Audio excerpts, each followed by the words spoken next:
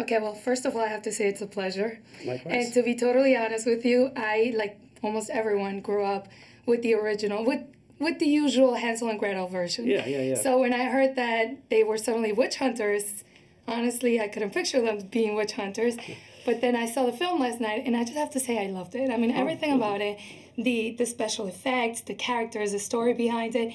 You stayed true to the original, but it was more like a sequel to it. Yeah. For me, the fairy tale is almost. I love the fairy tale growing up, Right. but it's almost like a great first act of a movie, which it ended up in this film, because it sets up the character in such a great place. And I always wondered, what happened to them if they really killed the witch. If that happened to them, that would affect them somehow, and it just felt somehow natural that they have a certain skill and they would start witch hunting. So you directed the film, you wrote the film.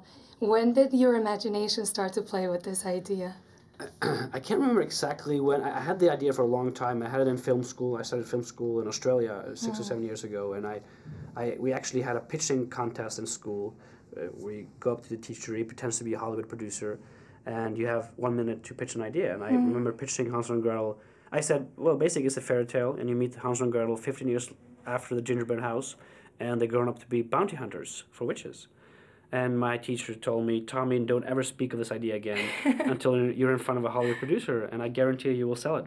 So he was right. I kept my mouth shut for 6 years, and when I got a chance, I went for it, and they liked it. And I heard your first meeting in Hollywood was to pitch this movie. Yeah. And here we are, press junket. Did you think it would happen that fast? No, not at all. It's been crazy, really. And I pitched it to, they're called Gary Sanchez Productions. There's Will Ferrell, Adam McKay, Kevin Messick, and they're great producers. And they really understood the idea from day one, which is important. And they really fought for it to get made. And Paramount I think it's so easy to understand the idea. You can say it in one sentence and everybody would understand what kind of movie it is. So, but it's been crazy fast.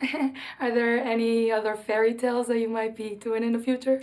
No, I don't think. I mean, this is the one for me. This is always the one, my favorite. So, but hopefully, maybe we can have more fun within this world.